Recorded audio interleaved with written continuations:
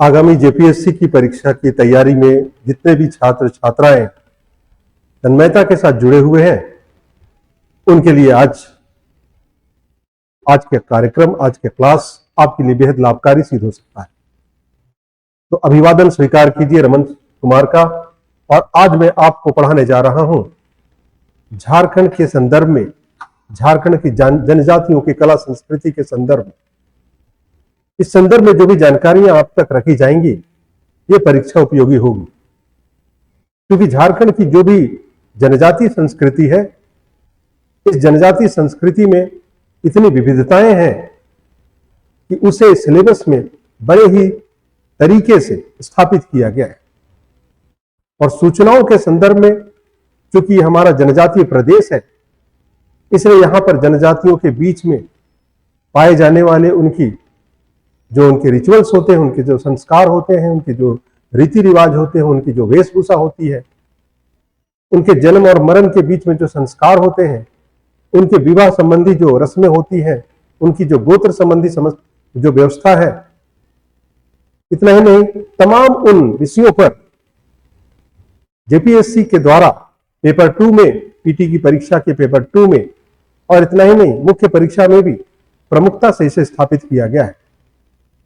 तो हर एक उस पाठक जो इस परीक्षा की तैयारी के लिए जुड़े हुए हैं, उनसे अपेक्षा की जाती है कि झारखंड की जनजातीय कला संस्कृति को वो दृढ़ता के साथ स्वीकार करें और उसे पढ़ने के उपरांत परीक्षाओं जानकारियों की श्रृंखला या उसकी जानकारियों को अपने साथ संजोएं। तो आज उस पहले पड़ाव में मैं कई चरणों से आपकी ज्ञान बढ़ाऊंगा।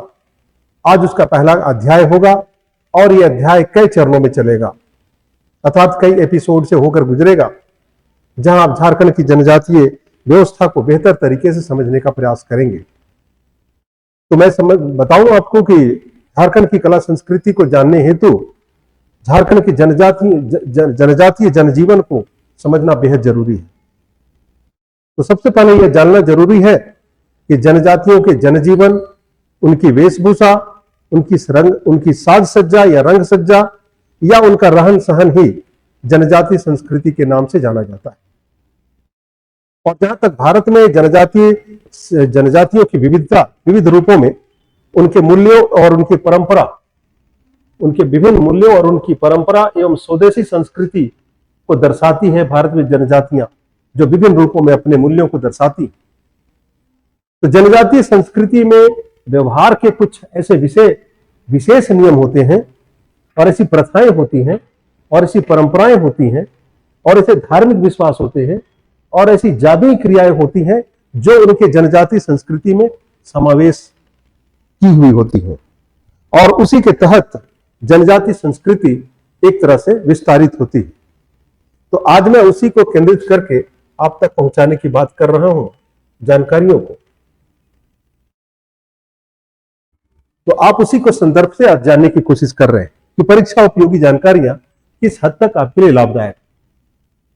जहां तक झारखंड के जनजातीय संस्कृति की बात है, इसके लिए आपको इसके भूभागीय क्षेत्र, है ना, इसके भूभागीय क्षेत्र के विस्तृत उस समस्त पक्षों का समावेश आवश्यक है जानकारी में, जिसमें जनजातियों के बारे में उनके लोक नृत्य, उनके लोकगीत, उनके लोकनाट्य, उनके वाद्य यंत्र, उनके चित्रकला, उनकी शिल्पकला, उनके संस्कार, उनके गोत्र व्यवस्था को जानने के अलावे उनके विभिन्न रीति रिवाज जैसे पूजा, उपासना, जन्म संस्कार, विवाह संस्कार से लेकर के मृत्यु संस्कार के विधि विधानों को भी जानना बेहद आवश्यक हो जाता है। तो जैसा कि आप बोर्ड में लिखा हुआ देख रहे हैं, ये परीक्षा उपयोगी जानकारियों को मैं आपको लिपिबद्ध करते हुए आप तक पहुंचाने की कोशिश कर रहा हूं। जो परीक्षा में इस पर कैसे एमसीक्यू बन सकते हैं, वो मैं भी बताने की कोशिश करूंगा, और वो अगले दिन जब इसकी व्याख्या होगी तो उस पर नए नए प्रश्न देखने को मिलेंगे आपको। फिलहाल आपको मैं जो बताने की कोशिश कर रहा हूं झारखंड की जनजातियों के संदर्भ। तो मैंने बताया कि उनके संस्कार, गोत्र व्यवस्था को जानने के अलावे उनके विभिन्न रीति रिवाज जैसे पूजा, उपासना, जन्म संस्कार, विवाह संस्कार से लेकर मृत्यु संस्कार के विधि विधानों को भी जानना आवश्यक हो जाता है। ये ना सिर्फ हमारे राज्य के संदर्भ की बात हो रही है, बल्कि भारत के किसी भी प्रांत के जनजातीय शासन व्यवस्था या जनजातीय संस्कृति को जानने के लिए इतने सारे बिंदुओं पर समग्रता के साथ अध्ययन जरूरी होता है। इतना ही नहीं, जब किसी क्षेत्र की कला संस्कृति की बात की जाती है तो उस क्षेत्र विशेष के प्रमुख पर्यटन स्थलों का भी ख्याल रखा जाता है, क्योंकि आर्ट एंड कल्चर में सारी चीजें समाहित होती है। पर्यटन स्थल क्या है, प्रमुख मंदिर क्या है उस स्थान विशेष के, प्रमुख मस्जिद क्या है, प्रमुख चर्च क्या है, प्रमुख किले क्या है, उनके संदर्भ में भी ज्ञान अपेक्षित होती है किसी भी स्थान विशेष की कला संस्कृति को जानने के लिए। जैसे आप भारत के आर्ट एंड कल्चर के संदर्भ में जो इतिहास का अध्ययन करते हैं तो उसमें इन सारे बिंदुओं का समावेश होता है, तब जाकर के वो आर्ट एंड कल्चर एक संपूर्णता को पाता है। तो उसी को मैं बताने की कोशिश कर रहा हूं। यहां तक कि उस क्षेत्र विशेष में विभिन्न प्रकार के यहां तक कि उस क्षेत्र विशेष में विभिन्न कालखंडों में जो रचित साहित्य होते हैं और जो साहित्यकार होते हैं उनका भी विवरण कला संस्कृति का ही हिस्सा माना जाता है। तो आज की इस चर्चा को ध्यान में रखते हुए, उपरोक्त बिंदुओं को ध्यान में रखते हुए, मैं कोशिश करूंगा कि अपने राज्य विशेष के झारखंड के संदर्भ में जनजातीय कला संस्कृति का क्या विस्तार है और उसमें कौन सी गूढ़ बातें हैं। तो परीक्षा उपयोगी जानकारियों के क्रम में आप देख रहे हैं कि उपरोक्त समस्त बिंदुओं को क्रमवार जानने से पहले चरण में हमें जनजातियों के बारे में जानना बेहद जरूरी है, क्योंकि कोई भी संस्कृति, कोई भी कला या कोई भी कल्चर जो होता है वहां के निवासियों के इशारे पर ही होता है या उनके अनुसार ही चलता है। इसलिए जनजातियों की व्यवस्था को जानना जरूरी है। तो आज की इस चर्चा में हम लोग ये भी देखने की कोशिश करेंगे कि हमारी जनजातीय व्यवस्था में यहाँ कितने प्रकार की जनजातियां हैं और उनकी कौन कौन से रिचुअल्स। तो थोड़ी सी दृष्टि डाली जाए झारखंड राज्य के गठन के संदर्भ। तो झारखंड राज्य के गठन के समय 30 जनजातियां अनुसूचित जनजाति के रूप में अधिसूचित की गई थी।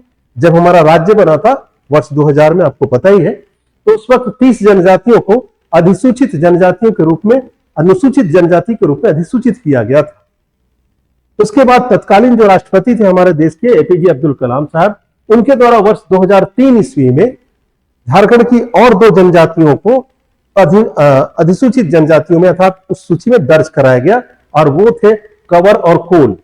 इस जनजाति को क्रमशः 31वें और 32वें अनुसूचित जनजाति के रूप में अधिसूचित किया गया। तो मैं अभी जानकारी दे रहा हूं कि किस तरीके से हमारे राज्य में जनजातियों के स्थान जो है सो संवैधानिक रूप से इनकी पोजीशनिंग की गई। इसके बाद हाल के वर्षों में था 2022 ईस्वी में पुरान नामक जो यहाँ के रहवासी थे उनको भी झारखंड की 33वीं जनजाति के रूप में अधिसूचित कर दिया गया है। तो ऐसी स्थिति में नए डाटा के अनुसार अगर कहा जाए तो झारखंड में कुल जनजातियों की जो संख्या है वो 33 है। तो खैर, अब ये भी यहां तक आपकी जानकारी दुरुस्त होनी चाहिए। उसके बाद जहां तक जनजाति जनसंख्या के आधार पर झारखंड की बात करें तो भारत में जनजाति संख्या के आधार पर झारखंड का जो स्थान है वो 6ठा स्थान। तो 6ठा स्थान से पहले यह भी जानना जरूरी है कि इससे पूर्व कौन कौन से राज्य हैं जो जनजातीय जनसंख्या के आधार पर प्रथम स्थान, द्वितीय स्थान, तृतीय स्थान रखते हैं। तो चलिए देखते हैं। प्रथम स्थान मध्य प्रदेश का है, जहां जनजातीय जनसंख्या की प्रतिशतता जो है सो 14.7 है, अर्थात 14.7% है। तो मध्य प्रदेश उस लिहाज से प्रथम स्थान आता है। इसके बाद महाराष्ट्र राज्य की बात की जाए तो महाराष्ट्र राज्य में जनजातीय जनसंख्या की जो प्रतिशतता है वो 10.1% है, अर्थात ये दूसरे नंबर में महाराष्ट्र आ गया। उड़ीसा की बात है जहां उड़ीसा 9.2% के साथ तीसरे स्थान पर है। इसी तरह राजस्थान की बात की जाए तो राजस्थान में जनजातीय जनसंख्या की प्रतिशतता 8.9 है, जैसा कि आप बोर्ड में लिखा हुआ देख रहे हैं। गुजरात 8.6% के साथ 5वें स्थान पर, और झारखंड हमारा राज्य प्रदेश जो है 8.3% के साथ 6ठे स्थान पर है। तो बात हो रही है जनजातीय जनसंख्या की, तो हमारे प्रदेश का स्थान कितना हो गया? 6ठे स्थान पर हो गया।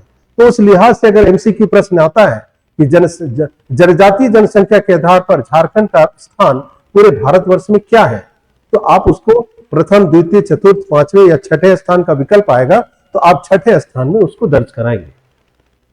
हालांकि झारखंड के बाद अगर दूसरे राज्यों की बात की जाए तो छत्तीसगढ़ का स्थान, जो हमारा पड़ोसी राज्य है, 7.5 के साथ वो 7वें स्थान पर है। इस तरह आंध्र प्रदेश का 5.7 इत्यादि अन्य नाम दर्ज किए गए हैं। इस तरह से भारत में जनजाति जनसंख्या के आधार पर राज्यों के विवरण है।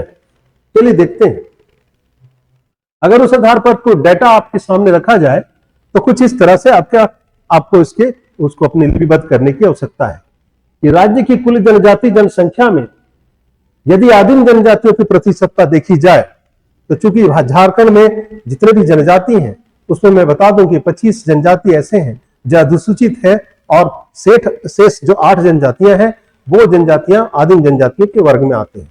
तो उसी कड़ी में भी आदिम जनजातियों की प्रतिशतता बताई जाए तो उनकी प्रतिशतता 3.38 और राज्य की कुल जनसंख्या में आदिम जनजातियों की प्रतिशतता यदि देखी जाए कुल जनसंख्या में, यहां मैंने जनजाति जनसंख्या में उनकी प्रतिशतता को बताया 3.38, लेकिन राज्य की कुल जनसंख्या में यदि आदिम जनजाति की प्रतिशतता देखी जाए तो 0.88% है।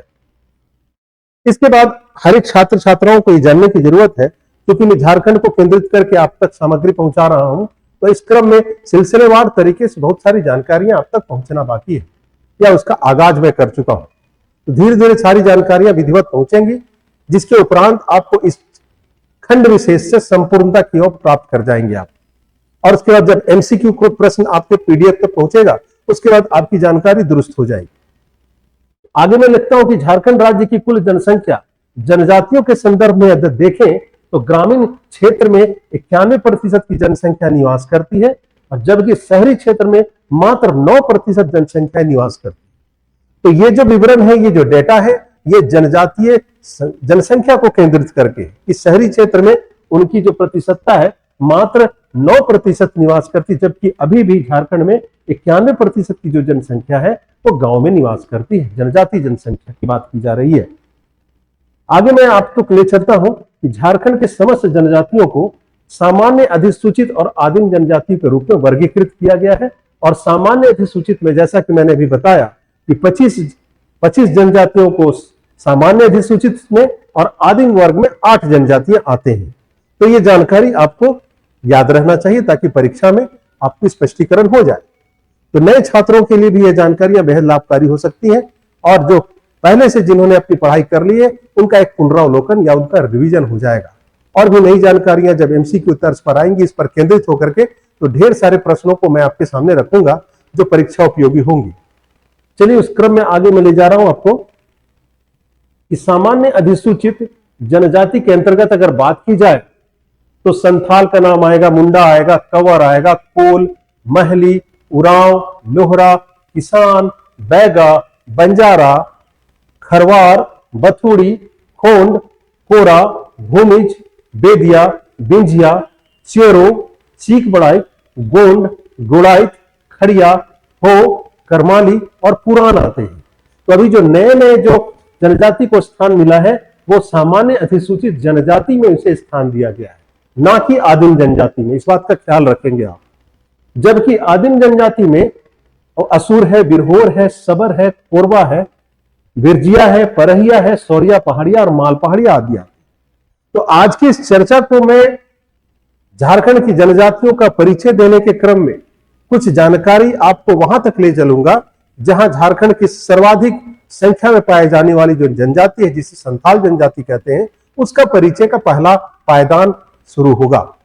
और इसी तरह से धीरे धीरे सभी जनजातियों की विशिष्ट बातों को और उनसे संबंधित एमसीक्यू प्रश्न को भी आप तक रखने की तैयारी होगी। तो जितने भी पाठक जो भी इस परीक्षा की तैयारी कर रहे हैं उनके लिए सारी जानकारियां बेहद लाभकारी होने वाली है। तो झारखंड के समस्त जनजातियों की प्रजातियों के संदर्भ में देखें, अर्थात जो भी जनजातियां रहती हैं अगर उनको प्रजातियों के संदर्भ में देखें तो उनका भी एक नया वर्गीकरण किया गया है। जैसे प्रोटो ऑस्ट्रेलाइड प्रजाति के अंतर्गत अगर कहा जाए तो असुर, बिरहोर, खड़िया, कोरा, सबर, लोहरा और भूमिज जनजातियों को प्रोटो ऑस्ट्रेलाइड वर्ग में वर्गीकृत किया गया है। इसी तरह से अगर ऑस्ट्रेलाइड की बात करें तो आप देख रहे हैं कि ऑस्ट्रेलाइड के अंतर्गत मुंडा, सौरिया पहाड़िया, माल पहाड़िया और कोरबा और हो जैसे जनजातियों को इस प्रजाति के अंतर्गत रखा गया है। तो याद रखिएगा कभी कभी एमसीक्यू प्रश्न में आ जाता है कि निम्न में से कौन सी प्रजाति किसके वर्गीकरण या किसके संवर्गों के अंतर्गत आते हैं। तो ऐसे विकल्प दिए जाएंगे। उस वक्त आपको ख्याल रखना चाहिए कि प्रोटो ऑस्ट्रेलाइड प्रजाति के अंतर्गत आने वाले जो जनजाति हैं उनमें 1, 2, 3, 4, 5, 6 और 7 जनजातियां प्रोटो ऑस्ट्रेलाइड में आती हैं। इसी तरह से ऑस्ट्रेलाइड की बात अगर की जाए तो मुंडा, सौरिया पहाड़िया, माल पहाड़िया, कोरबा और हो। अब अगर उसकी बात की जाए थोड़ा सा आगे चलते हुए तो प्री द्रविडियन करके भी इनके समवर्गों का, प्रजातियों का डिवीजन किया गया है, अर्थात ब्लैक द्रविड़ किन्हें कहेंगे। तो इसके अंतर्गत संथाल, परहिया, गोंड, बथुड़ी, करमाली, कंवर और कोल जनजाति प्री द्रविडियन अर्थात ब्लैक द्रविड़ के अंतर्गत आते हैं। और जहां तक द्रविड़ जनजाति की बात है, द्रविड़ प्रजाति के अंतर्गत की बात है, तो उरांव हो गए, चेरो हो गया, खरवार हो गया, किसान हो गया, बिंजिया हो गया, बेदिया और चीक बड़ाई, ये सब द्रविडियन प्रजाति के अंतर्गत आने वाले जनजाति हैं। इसके अलावा एक और वर्गीकरण है जिसको काकेसाइड कहते हैं, अर्थात ये जनजाति ही है लेकिन इनके वर्ण अर्थात इनके जो स्किन का जो कलर थोड़े व्हाइटिश होते हैं। ऐसी स्थिति में उनके अंतर्गत गोड़ाइत आता है, महली आता है, बैगा आता है, बिरजिया आता है। तो ये जो वर्गीकरण है ये भी एक प्रकार के जनजातियों के वर्गीकरण का एक आधार है। तो आप उसी कड़ी में आगे बढ़ते हुए नई जानकारियों को अपने संज्ञान में ला रहे हैं जो परीक्षा उपयोगी होगी।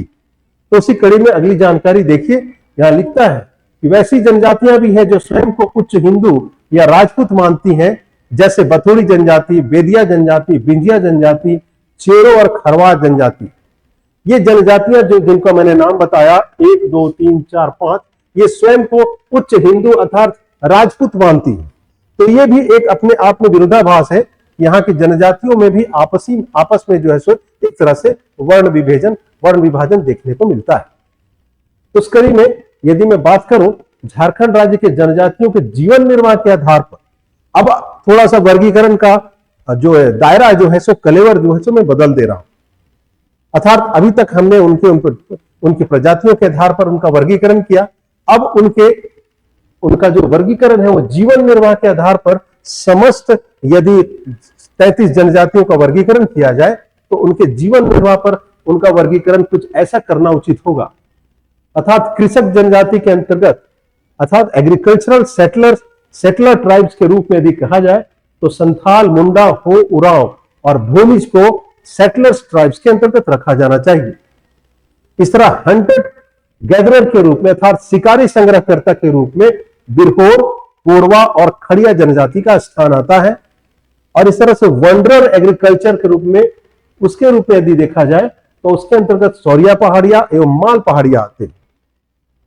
और इसके बाद कुछ ऐसे भी आर्टिसंस हैं, ऐसे भी जनजाति हैं जो आर्ट के भरोसे अपनी जीविका चलाते हैं, अर्थात उनमें जो नैसर्गिक हुनर है उसके बदौलत वे अपनी जीविका का निर्वहन करते हैं। अर्थात जैसे टोकरी का निर्माण करना या कपड़े का निर्माण करना या फिर या कहे कि चित्रकारी करना, ऐसे भी उनके हुनर है। तो उसके अंतर्गत देखेंगे तो जैसे चीक बड़ाइक हो गया, लोहार हो गया, करमाली हो गया, महली हो गया, इनकी अपनी विशिष्टता है और इनके जीवन निर्वाह की शैली इन्हीं शिल्पकला पर आधारित है। तो इस तरह से जीवन निर्वाह को आधार बनाया जाए तो समस्त जनजाति विशेष को झारखंड में 4 प्रकार से वर्गीकृत किया जा सकता है।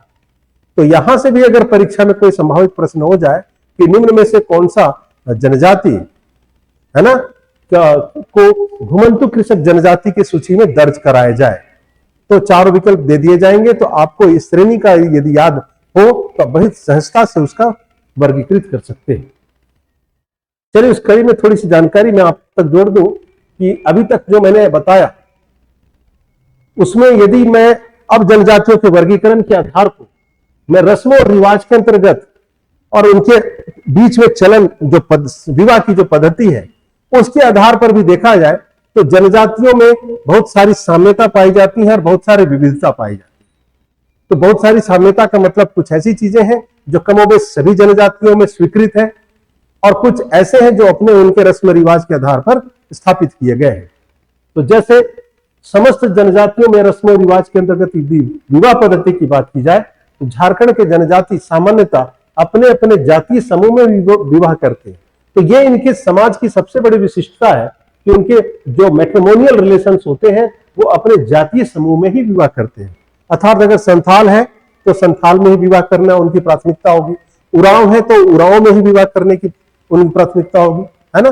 बस एक चीज है कि वो समान गोत्र में विवाह नहीं करते, है ना, लेकिन उनकी प्राथमिकता होती है कि वो जिस कम्युनिटी में है उसी कम्युनिटी में विवाह करें। और उनका एक अनुशासन जो है उनके बीच में वर्षों से चलता आ रहा है और उसको वो स्वीकृत करते हैं। और अनुशासन भंग होने पर उनकी पंचायतें लगती हैं और उसमें अनेक अनेक प्रकार के उनके दंड के प्रोविजंस भी हैं। तो यदि लेकिन उनमें समगोत्रीय विवाह, जैसा कि मैंने बताया, समगोत्रीय विवाह वर्जित है। तो समगोत्रीय विवाह वर्जित होने के पीछे उनकी धारणा यह है कि इस तरह के रिश्ते उनके भाई बहन के रिश्तों के साथ वैवाहिक रिश्ता माना जाता है, जिन्हें वो अनुचित और अवैध मानते हैं। इसलिए वो कोशिश करते हैं कि हमेशा गोत्र से हटकर विवाह हो। जैसे अगर उरांव है तो वो मिंज से कर लेगा शादी, इस तरह से उनके अंतर होते, या वो तिर्की से कर लेगा, या मतलब अलग अलग कुल मिलाकर के इस तरह से अलग होते। यदि उनमें से बंजारा जनजाति की बात करें तो कई जनजातियों में से अगर बंजारा जनजाति से बात अपनी शुरू करूं तो बंजारा जनजाति की बात करें तो उनमें विवाह पूर्व सगाई का रस्म प्रचलित है। तो ये भी देखिए, कुछ ऐसी रस्में उनमें हैं जो गैर जनजातीय विवाह समाज में, गैर जनजाति समाज में जो चलन में है, उनकी जो रस्में रिवाजें हैं, कल कुल मिलाकर उनसे मेल खाता दिखता है। तो बंजारा जनजाति की जो है उसमें कमोबेश वही विवाह का पूर्व सगाई जैसा रस्म का चलन है। इस तरह से देखा जाए तो ऐसी कई विविधताएं देखने को मिल सकती हैं। चलिए इस तरह से देखते हैं खड़िया जनजाति के बारे में कि खड़िया जनजाति में वैवाहिक रिश्तों को किस तरीके से संपादित किया जाता है। तो खड़िया जनजाति में असली विवाह को भी क्रय विवाह की मान्यता मिली है। इसी तरह बिरहोर जनजाति में इस प्रकार के विवाह को सदर बापला कहते हैं। आगे हम लोग देखते हैं कि विवाह के कितने प्रकार हैं। तो विवाह में एक प्रकार को सेवा विवाह का नाम दिया जाए। तो सेवा विवाह की जहां तक बात है, बहुत सारे ऐसे विवाह के प्रकार हैं जिसके आधार पर जनजातियों के अपने रिचुअल्स होते हैं। उसमें एक सेवा विवाह की बात की जाए तो क्रय विवाह भी होता है, जिसमें वैवाहिक रिश्ते वर जो है वधु पक्ष के पास जाते हैं, वधु पक्ष के पेरेंट्स के पास जाते हैं और वधु के एवज में उन्हें एक तरह से कुछ आर्थिक सहयोग देते हैं और उसके एवज में वधु को अपनाते हैं। तो वो विवाह की परंपरा का एक तरीका है जो जनजातियों में चलन में है और वो उसी को आधार माना जाता है। तो उस कड़ी में मैंने एक प्रकार का विवाह को बताया कि खड़िया जनजाति में असली विवाह को क्रय विवाह की मान्यता मिली है। इस तरह बिरहोर जनजाति में बात करें तो उसमें भी विवाह का जो चलन है उसको सदर बापला का नाम दिया। तो चलिए इस कड़ी में सेवा विवाह की बात की जाए। क्रय विवाह के बाद सेवा विवाह को भी जानना चाहिए। ये कैसा विवाह है? ऐसा विवाह में पहले वर के द्वारा विवाह से पहले अपने सास ससुर की सेवा की जाती है और सेवा विवाह को संथाल जनजाति में जवाई बापला कहते हैं, जबकि बिरहोर जनजाति में इसी प्रकार के विवाह को किरिंग बापला कहते हैं। तो याद रखिए, सेवा विवाह को न सिर्फ संथालों में बल्कि बिरहोरों में भी ज्यादा चलन में है, जिसमें जैसा कि आप देख रहे हैं कि पहले वर के द्वारा विवाह से पहले अपने सास ससुर की सेवा की जाती है और विवाह को संथाल जनजाति में एक नाम दिया गया है जिसको जवाई बापला कहते हैं, जबकि इसी प्रकार की सेवा विवाह को बिरहोर जनजाति में को किरिंग जवाई बापला कहते हैं। तो थोड़ी सी जानने की सेवा विवाह का क्या है। इसमें होता क्या है कि लड़की के द्वारा शादी से पूर्व गर्भ धारण करने पर इच्छुक व्यक्ति को कुछ धनराशि दे करके यह प्रकार की विवाह संपन्न कराई जाती है और वधु के माता पिता के द्वारा वैवाहिक जीवन शुरू करने हेतु गाय बैल या कुछ द्रव्य भी प्रदान किया जाता है। तो इस तरह से सेवा विवाह का भी चलन है झारखंड के जनजातियों में। तो चूंकि हमारी चर्चा कला संस्कृति और जनजाति संस्कृति को लेकर के हो रही है, इसलिए हमें इस बात का ख्याल रखना चाहिए कि विविधता में इनका जो अनुशासन है वो अपने आप में एक विशिष्ट रूप में इनके बीच में स्वीकार्य है और उसमें थोड़ा सा भी अनुशासन ये उसमें उसे आपत्ति उन्हें इसकी आपत्ति हो जाती है। चलिए सेवा विवाह के अंतर्गत और कौन सी जनजातियां सेवा विवाह को प्रश्रय देती हैं। तो देख रहा हूं कि सेवा विवाह का चलन प्राय संथालों में, मुंडा में, उरांव में, बिरहोर में, कंवर में और भूमिज जनजातियों में। तो विवाह की बात अगर चल रही है तो कई प्रकार के विवाह की चर्चा होनी चाहिए। जैसे अब मैं चर्चा करने जा रहा हूं विधवा विवाह। तो विडो रीमैरिज एक्ट अपने आप में एक सोशल रिफॉर्म्स माना जा सकता है। तो जनजाति समाज भी जो है सो इसको प्राथमिकता देते हैं। इस प्रकार के विवाह का चलन प्राय संथालों में, मुंडा, उरांव, बिरहोर, बंजारा जनजाति। अब थोड़ा सा विवाह का एक और प्रकार देख लें जिसे हरन विवाह कहते हैं। तो इस विवाह का सर्वाधिक प्रचलन सौरिया पहाड़िया जनजाति में है। आपको पता ही है कि सौरिया पहाड़िया जनजाति जो है ये भारत के झारखंड के पूर्वोत्तर क्षेत्र में कहा जाए या नॉर्थ ईस्ट के जो क्षेत्र है, साहेबगंज का जो इलाका है, दुमका जो क्षेत्र है, उस क्षेत्र में सौरिया पहाड़िया जनजातियों का संकेंद्रण है। इसके अलावा हरन विवाह का इसके अलावा ये मुंडा, उरांव, खड़िया हो और भूमिज में भी देखा जाता है। तो विवाह के कई प्रकार हैं जिसे मैं एक तरह से सांकेतिक रूप से बता रहा हूं। ये अभी जो परिचय दिया जा रहा है विशेष संदर्भ में, ये सांकेतिक परिचय है। इसके बाद जब विधिवत हर एक जनजातियों के विस्तार पूर्वक चर्चा होगी तो संथालों के अपने विवाह प्रकार की चर्चा होगी, खड़िया की अपनी होगी, हो की अपनी होगी, मुंडाओं की अपनी होगी, उरांव की अपनी होगी, बिरहोरों की अपनी होगी। सबकी विशिष्ट अध्ययन की गुंजाइश है। मैं उनको समाहित करते हुए एक इंट्रोडक्शन क्लास के तौर पर देने की कोशिश कर रहा हूं। और चूंकि ये पूरी की पूरी क्लास आपको लंबे एपिसोड के तौर पर मिलेगी, अर्थात class lecture number 1, lecture number 2, lecture number 3, इस तरीके से कई लेक्चर से मिलेगी, लंबे क्लास में चलेगी। तो आपको जानकारियां जो दे रहा हूं आपके लिए लाभकारी हो जाएंगी भविष्य में। जहां तक हठ विवाह की बात है, ऐसे विवाह में लड़की जबरदस्ती अपने होने वाले पति के घर जाकर के वास करती है। ये जहां की जनजातियों में स्वीकृत है ना। इस पर कोई अनुचित होकर के किसी तरह की कोई अनुचित नहीं माना जाता। ये सबसे बड़ी बात है। यहाँ की जनजातियों में इस तरह के विवाहों को अनुचित संज्ञा नहीं दी गई, स्वीकृत माना गया। जहां तक सिंदूर लगाने की प्रथा की बात है, सभी जनजातियों में यह रस्म प्रचलन में है ना। परंतु जयमाला की अगर प्रथा की बात की जाए, जो गैर जनजातियों में हर एक विवाह संस्कारों का प्रथम संस्कार माना जाता है, जब वर का आगमन होता है दुल्हन के द्वारा उसे वरमाला पहनाया जाता है। लेकिन इस प्रकार की प्रथा जो है ये मात्र खोल जनजाति में ही चलन में है। अर्थात शेष जो भी जनजातियां हैं, ये अलग बात है कि शहरी क्षेत्र में रहने वाली जनजातियां जो शहरी माहौल में रह रही हैं और तो अपनी प्रतिष्ठा के कारण या अपनी सामाजिकता को दिखाने के लिए इस तरह के भी रिचुअल्स को करने लगी है। लेकिन जहां तक ग्रामीण क्षेत्रों में अभी भी वो अपने उन परंपराओं के साथ जीते हैं और उन्हीं के तहत उनका शासन चलता है। तो खोंड जनजाति में जयमाला की प्रथा है।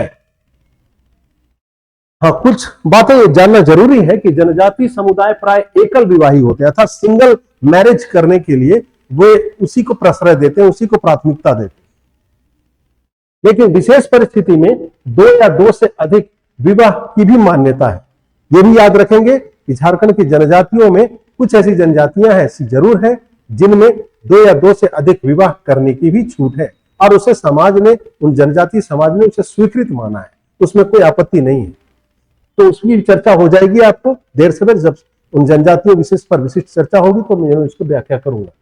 यहां तक कि विधवा विवाह और तलाक की भी प्रथा सामान्यतः सभी जनजातियों में है। याद रखिए, विडो रीमैरिज की बात अगर करूं या तलाक की बात करूं, जिसको डाइवोर्स कहते हैं, ये कमोबेश सभी 33 जनजातियों में इस तरह की जनजातियों में स्वीकृत प्रथा है। तलाक के पश्चात विवाह को सगाई के नाम से जाना जाता है, अर्थात कुछ तलाक के बाद अगर विवाह का रस्म किया जाए तो वो मुंडाओं में खासकर सगाई के नाम से जानते हैं, और खड़िया में सगाई के नाम से जानते हैं। और जहां मुंडा जनजाति में की बात की जाए तो तलाक को सकमचारी कहा जाता है, सकमचारी के नाम से जानते हैं। हाँ, कुछ चीजों का आपके नॉलेज में आना चाहिए कि मुंडा जनजाति में खासकर बाल विवाह, किसी भी जनजाति में बाल विवाह की जो प्रथा है वो झारखंड जनजातियों प्रचलित नहीं। अर्थात झारखंड की जनजातियों में एक चीज नोट करने की चीज है कि बाल विवाह की जो प्रथा है वो उनमें चलन में नहीं है। थोड़ी सी जानकारी मैं आपके साथ साझा कर रहा हूं जो परीक्षा उपयोगी होगी।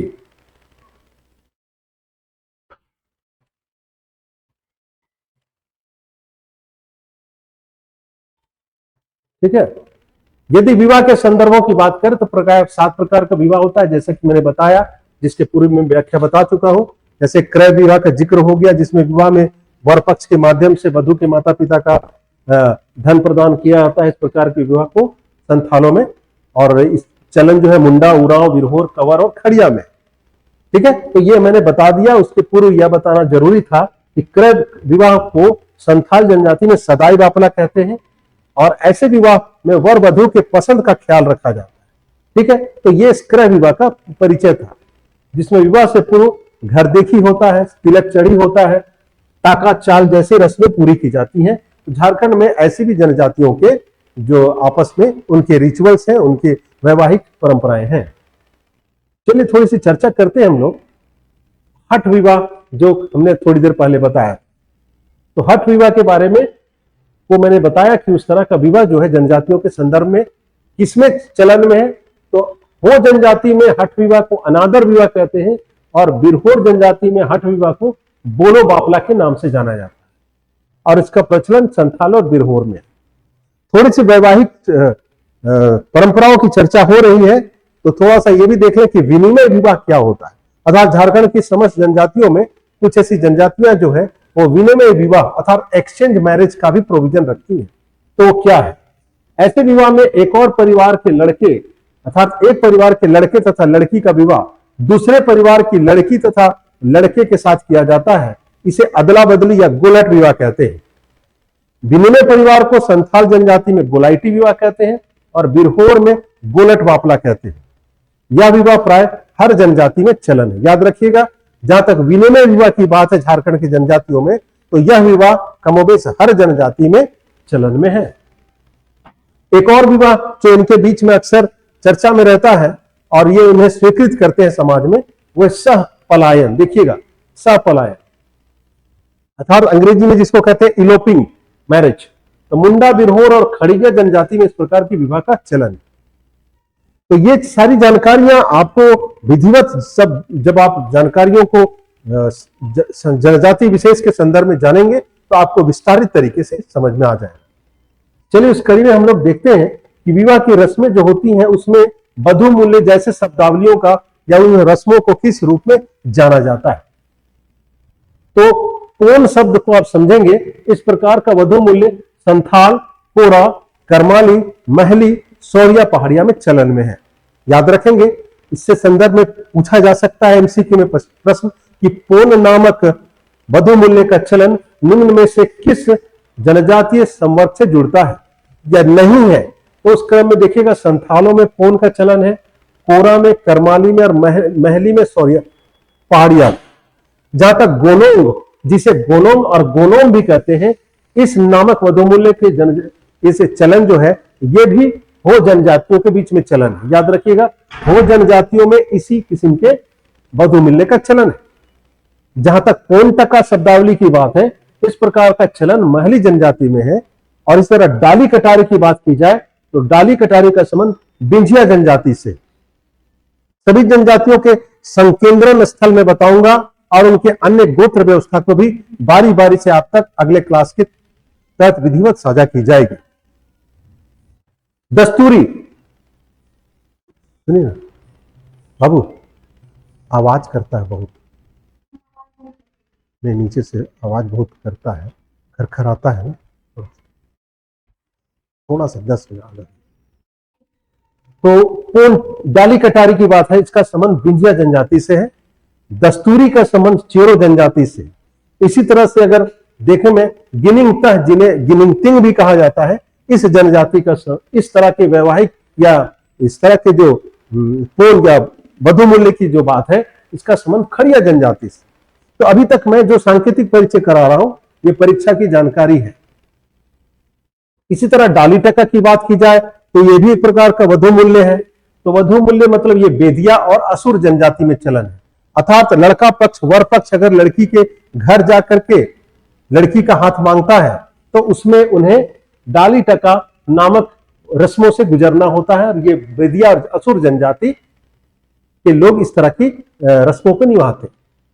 याद रखिएगा, ये परीक्षा उपयोगी जानकारी में साझा कर रहा हूं कि पोटे नामक वधु मूल्य किस जनजाति में वधु मूल्य के रूप में जाना जाता है। तो जो कोल जनजाति है उनके बीच पोटे नामक वधु मूल्य चलन में है। इस तरह सुखदाम नामक वधु मूल्य कंवर जनजाति के बीच में चलन में है और बंदी नामक वधु मूल्य का चलन माल पहाड़िया जनजाति में। तो ये जानकारी जो मैंने अब तक बताया ये एक तरह से सांकेतिक रूप से झारखंड की जनजातियों की कला संस्कृति को बताने की कड़ी में इनका प्राथमिक परिचय अभी तक मैं आपको साझा किया हूं।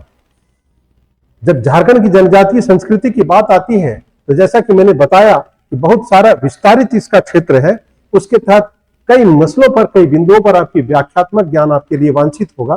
तो सारी चीजें उन छात्राओं को जो इस कार्यक्रम से जुड़ेंगे उन्हें विधिवत ये पीडीएफ के रूप में प्रदान की जाएगी। तो चलिए उसी कड़ी में आज हमारी चर्चा एक किसी जनजाति के संदर्भ में शुरू होती है जिसे झारखंड के सबसे बड़ी जनजाति का नाम दिया जाता है, अर्थात हमारी बात संथाल जनजाति को लेकर के होनी चाहिए। तो संथाल जनजाति प्रोटो ऑस्ट्रेलाइड प्रजाति की शाखा मानी जाती है और यह मुंडा भाषा समुदाय की एक शाखा है, अर्थात ऑस्ट्रिक भाषा परिवार के रूप में जानी जाती है।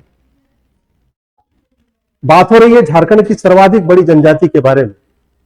तो झारखंड राज्य में संथाल जनजाति की जो जनसंख्या है वो सर्वाधिक है। जितनी भी जनजातियां हमारे प्रदेश में पाई जाती हैं उसमें सर्वाधिक जनसंख्या संथालों की है। और अगर वर्ष 2011 की जनगणना को आधार माने तो इनकी कुल जनसंख्या 27,54,723 थी, जो कुल जनजातीय जनसंख्या का 31.8% मानी जाती है। अगर इसके बाद बात की जाए कि भारत के संदर्भ में इसके पूर्व में और कौन की जनजाति है जो प्रथम और द्वितीय स्थान को प्राप्त है, तो गोंड के बाद संथाल भारत की भील और गोंड के बाद, अर्थात भील का स्थान प्रथम है, गोंड का स्थान द्वितीय है और संथाल जनजाति भारत की तीसरी सबसे बड़ी जनसंख्या वाली जनजाति मानी जाती है। तो बात हो रही जब संथालों की, तो इनके बारे में विस्तृत दायरा, विस्तृत जानकारी वांछित है जो आपकी परीक्षा उपयोगी होगी। तो थोड़ी सी चर्चा कर लें इनके संकेंद्रण की। यह जनजाति संथाल परगना क्षेत्र में केंद्रित है और पश्चिम बंगाल में इन्हीं जनजातियों को सावतार के नाम से जाना जाता है। याद रखिएगा, कभी ऐसा भी एमसीक्यू प्रश्न पूछा जा सकता है कि झारखंड के किस जनजातियों को पश्चिम बंगाल में सावतार के नाम से जानते हैं। 4 विकल्प दे दिए जाएंगे तो आप संथाल का नाम टिक करेंगे। संथाल परगना के अतिरिक्त ये जनजाति की अगर बात की जाए तो धनबाद में, हजारीबाग में, रांची में भी, सिंहभूम, गुमला, सिमडेगा आदि जिलों में भी निवास करते हैं। और अब चूंकि सरकारी सेवाओं में भी इनका आना हो गया है तो जिन जिन प्रदेशों में, जिन जिन जिलों में इनकी पदस्थापना होती है वहां भी एक इनका कुनबा निवास करता है और वहां इस तरह से इनका संकेंद्रण अब राज्य के दूसरे जिलों में भी होना शुरू हो गया। लेकिन अब इनके बारे में जानने की मुख्य बात यह है कि ये जो जनजाति है ये पैट्रियार्चल थ्योरी को फॉलो करती है, अर्थात ये पितृसत्तात्मक होती है। देख रहे हैं, पितृसत्तात्मक होने के साथ साथ ये पितृवंशीय भी है, अर्थात पिता की संपत्ति में पहले पुत्रों का अधिकार होगा और उसके बाद अविवाहित पुत्रियों का स्थान होता है। अर्थात जो अविवाहित पुत्री है यदि वो मैरिज अभी वर्जिन है या कुंवारी है तो उसका स्थान उनको मिलेगा, लेकिन उसके बाद जो है पुत्री का स्थान जो है पुत्री को वो अधिकार से वंचित रखा जाता है। और अगर ऐसी स्थितियां ना हो तो फिर प्रॉपर्टी पर उनके पट्टीदारों का अर्थात उनके गोतिया का अधिकार हो जाता है। निसंतान होने की स्थिति संथाल जनजाति के यदि देखा जाए तो उनको 4 हड़ों या उनके वर्णों में विभाजित करके समझा जा सकता है। देखिए, यह भी एक जनजाति व्यवस्था की एक नई परंपरा है जिसे आप गैर जनजाति क्षेत्र में, जैसे हम लोग दूसरे सवर्णों में अगर देखा जाए तो ब्राह्मण, क्षत्रिय, वैश्य, शूद्रों का जो वर्गीकरण है कुछ वैसा तो नहीं, लेकिन उनमें भी एक क्लासिफिकेशन है जो उन्हें एक दूसरे से, उनके कार्यों के आधार पर एक दूसरे को अलग करता है। जैसे किस्कू हड़ जो है उसे राजा कहा जाता है संथालों में, सोरेन हड़ को सिपाही कहा जाता है, मरूडी हड़ को कृषक कहा जाता है और मुर्मू हड़ को पुजारी कहा जाता है। और सबके अपने अपने रहने के विशेष क्षेत्र होते हैं। जैसे कि आपको पता होगा कि झारखंड के संथाल क्षेत्र में एक प्रकार की चित्रकारी चलन में है जिसको जादव पटिया कहते हैं। तो जादव पटिया बनाने वाले जो संथाली होते हैं वे मुर्मू हड़ के माने जाते हैं, है ना। इसलिए उनका स्थान जो है वो गांव से बाहर, वो उस देहरी के बाहर उनका निवास स्थान होता है और वही पुरोहित कहलाते हैं या पुजारी कहलाते हैं। चलिए थोड़ी सी चर्चा संथालों की जब हो रही है तो इनके गोत्रों को भी कर दी जाए। तो गोत्रों का संबंध क्या है, और गोत्र कमोबेश सभी जगह गैर जनजाति समाज की बात की जाए, चाहे जनजाति समाज की बात की जाए, गोत्रों का अपना एक महत्व होता है, क्योंकि ये गोत्र समगोत्री होने से वैवाहिक रिश्ते नहीं करते हैं। अगर समान गोत्र हो जाए तो उनको भाई बहन के समान मानते हैं, अर्थात वहां का विवाह, ऐसा विवाह जो है सो अनुचित और अवैध माना जाता है। तो चलिए थोड़ी सी चर्चा कर ली जाए कि संथालों में गोत्रों को किस भागों में बांटा जाता है। तो संथाल के गोत्र दो भागों में विभाजित किए जाते हैं, गोत्रार्ध और सीव। याद रखिएगा, गोत्रार्ध और सीव संथाल के दो गोत्र के रूप में जाने जाएंगे। लेकिन अगर इनके उपगोत्रों की बात की जाए तो उसके अंतर्गत जो प्रमुख गोत्र हैं उनमें कहा जाए तो एक हांसदा हो गया, मुर्मू हो गया, किस्कू हो गया, हेम्ब्रम हो गया, मरांडी हो गया, सोरेन हो गया, टुडू हो गया, बेसरा हो गया, बास्के हो गया, चोड़े हो गया। ये प्रमुख गोत्र हो और इनके कई उपगोत्र होते हैं, है ना। प्रारंभ में इनके गोत्रों की संख्या बेहद सीमित थी, लेकिन कालांतर में इनकी गोत्रों की संख्या बढ़ गई और आज के संदर्भ में अगर देखा जाए तो इनकी गोत्रों की संख्या कमोबेश 144 के आसपास हो गई। वो मैं यहां दिखा रहा हूं। तो जहां तक हांसदा गोत्र का प्रतीक, हाँ ये भी जानना जरूरी है कि इनकी जनजाति, इनके जो गोत्र होते हैं, इनका कोई प्रतीक चिन्ह होता है। प्रतीक चिन्ह का मतलब हो गया कि वो अपने उस प्रतीक चिन्हों को काफी सम्मान देते हैं, उनकी हत्या नहीं करते। जैसे हांसदा का गोत्र प्रतीक है जंगली हंस, मरांडी का गोत्र प्रतीक है माडरा घास, बास्के का गोत्र प्रतीक है नाग सांप, मुर्मू का गोत्र प्रतीक है नील गाय, चोड़े का गोत्र प्रतीक है छिपकली, बेसरा का गोत्र प्रतीक है बाज पक्षी और हेम्ब्रम का गोत्र प्रतीक है पान पत्ता। तो इस तरह से आप क्या देख रहे हैं कि झारखंड की जनजातियों को जानने की कड़ी में विशिष्ट बातें आप तक पहुंच रही हैं जो परीक्षा उपयोगी है। और जब परीक्षा, ये पीटी ही नहीं, मेंस ही नहीं, जब आप वाइवा में जाएंगे तो ये सारी जानकारियों को आप तक सतही तरीके से आप तक पूछा जा सकता है। इस कड़ी में थोड़ी सी जानकारी अब आगे बढ़ती है। तो संथालों को केंद्रित करके ही मैंने आज के क्लास को रखा है और आगे मैं इसको ले चलूंगा। संथालों में नातेदारी व्यवस्था की अगर बात कहूं तो कुछ रिश्तेदारी ऐसी होती हैं जिनमें जो रिश्तेदार निषिद्ध माने जाते हैं, अर्थात उनको टैबू माना जाता है, या उनको ये माना जाता है कि उस रिश्ते में, उस नातेदारी में बहुत सारे प्रिकॉशंस होते हैं और उनका पूरा अनुशासन बरतने की कोशिश की जाती है। जैसे, और उनमें हंसी मजाक भी नहीं हो सकता। जैसे कि गैर जनजाति समाज में, हिंदू समाज की अगर बात की जाए तो जो छोटे भाई की जो पत्नी होती है और जो बड़ा भाई होता है, उनके रिश्ते बेहद नाजुक होते हैं, अर्थात बड़े प्रतिष्ठा के साथ उनके साथ मर्यादित तरीके से एक दूसरे के साथ बातें होती हैं, है ना। तो कमोबेश ऐसी ही स्थिति संथाली जनजाति में भी है और ये आपके संज्ञान में होना चाहिए। अर्थात उनसे हंसी मजाक नहीं हो सकती, यहां तक कि उनका स्पर्श भी वर्जित है ना। किसी तरह का फिजिकल टच जो है वो एक तरह से अवैध माना जाता है और उन्हें अनुशासन का हनन माना जाता है। पति के बड़े भाई का स्पर्श हो जाने पर आरूप जोगा नामक प्रायश्चित करना होता है। तो याद रखिए, संथाली जनजातियों में बड़े कड़े अनुशासन है और उस कड़े अनुशासन का वो अक्षरशः पालन करते हैं। उस दिशा में वो किसी भी तरह की कोताही जो है वो उचित नहीं समझते। तो इस बात का ख्याल रखा जाए कि ऐसी सभी जनजातियों के बारे में जब मैं बारी बारी से आप तक व्याख्या दूंगा तो सब में कुछ ना कुछ ऐसी विशिष्टताएं होंगी जो जनजातियों के उन विशिष्ट अनुशासन को, उनके लिए और उनके अनुशासन के तहत ही उनकी शासन व्यवस्था चलती है और उनकी सामाजिक व्यवस्था उसी के अनुकूल चलती है। समय के साथ साथ ढेर सारी जानकारियां आपको आप तक पहुंचने की तैयारी में है।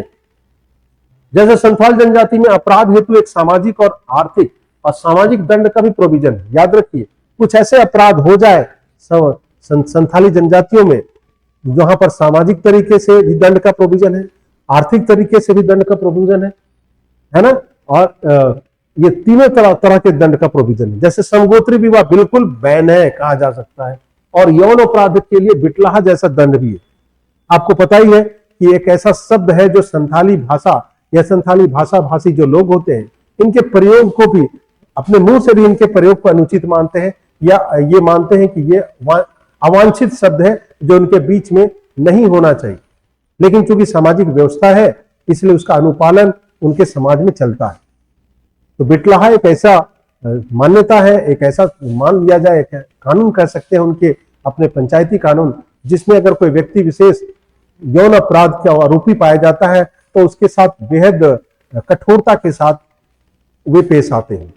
उन पर पंचायतें होती हैं, उस व्यक्ति के घर तोड़े जाते हैं, है ना, और उसके बाद एक निश्चित अवधि के बाद उसे यह आदेश दिया जाता है कि निश्चित अवधि तक वो उस क्षेत्र विशेष से बाहर रहे, और अगर वापस वो पीड़ित व्यक्ति पीड़ित लड़की के साथ अगर वैवाहिक रिश्ते बनाना चाहता है या सहमति दे दी जाती है तो उसके बाद संबंधित गांव के सामूहिक भोज कराने का भी उसके ऊपर आर्थिक दंड दिया जाता है।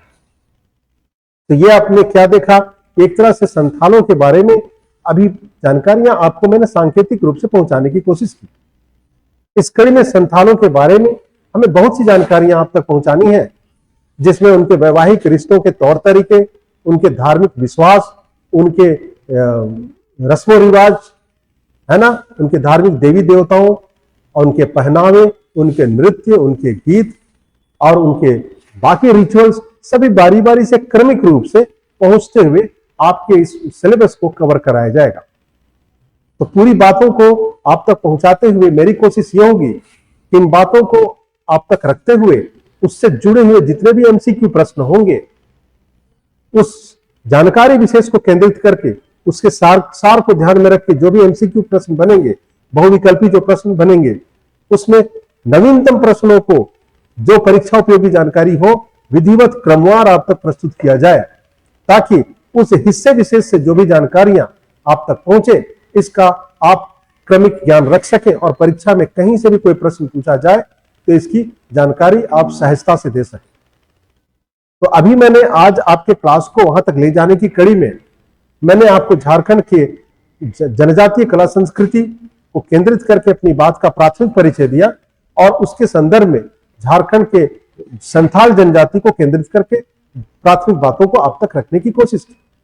अभी इस पर जो दूसरा जो कक्षा होगा, जो क्लास सेकंड जो क्लास होगा, उसमें संथाल जनजाति के अलावे दूसरी नंबर की जो झारखंड की जनजाति है उसकी भी पूरी विशद व्याख्या रखी जाएगी और उसके क्रमिक रूप से सभी 32 या 33 जनजातियों के अलावा उनके मसलों पर आप संवाद पहुंचाया जाएगा जो परीक्षा ओपी की जानकारी होगी। तो ये जानकारियों को आप क्रमिक रूप से अपने साथ जोड़ते चलें ताकि परीक्षा में किसी भी संदर्भ में अगर कोई प्रश्न पूछ दे तो आपसे प्रश्न का समाधान हो जाए। ये जानकारियां आखिर आपके संज्ञान में इसलिए होनी चाहिए कि आखिर जेपीएससी के द्वारा प्रशासनिक सेवा परीक्षा में जब आपकी नियुक्ति कर दी जाती है एक प्रशासनिक पदाधिकारी के रूप में, तो आपकी नियुक्ति का आधार यही माना जाता है कि आपकी प्रतिनियुक्ति अर्थात डेपुटेशन राज्य के किसी भी जिले में करा दी जाती है। अर्थात कभी आप रांची में तैनात होंगे, जिला मुख्यालय में तैनात होंगे, तो कभी आप संथाल परगना चले जाएंगे, कभी आप पलामू चल जाएंगे, कभी आप कोल्हान क्षेत्र में चले जाएंगे। तो यदि आपको उस स्थान विशेष की जो जनजातीय प्रमुख क्षेत्र है, यदि उनको रिचुअल्स का ज्ञान ना हो या उनकी परंपराओं का ज्ञान ना हो या उनके शासनिक व्यवस्था में होने वाले जो परंपरागत तरीके से रीति रिवाज है अगर उसका ज्ञान ना हो तो आप उनसे हेल्दी रिलेशंस नहीं बना सकते, उनके वर्चुअल उनसे संवाद नहीं बना सकते। इसलिए आयोजकों ने, जेपीएससी ने पूरे पाठ्यक्रम में झारखंड की जनजातियों को स्थापित करने के साथ साथ आप तक की सारी जानकारियों को विधिवत आपसे एकत्रित करने की अपेक्षा करता है ताकि आप परीक्षा उपयोगी जानकारियों के लिए मुस्तैदी के साथ जुड़ जाएं। तो इस तरह से क्रमवार जानकारी मैं आप तक विधिवत साझा करता चला जाऊंगा। आज के इस क्लास को मैं यही विराम देता हूं। अगले क्लास में पुनः मैं संथाल जनजातियों की शेष जानकारियों के साथ दूसरी जनजातियों की व्याख्या आप तक पहुंचाऊंगा। आज आपने हमारे क्लास को ध्यान से सुना। अगले क्लास का पुनः मैं इंतजार करें, मैं पुनः नए क्लास के साथ आप तक उपस्थित हो रहा हूं। आज के लिए धन्यवाद।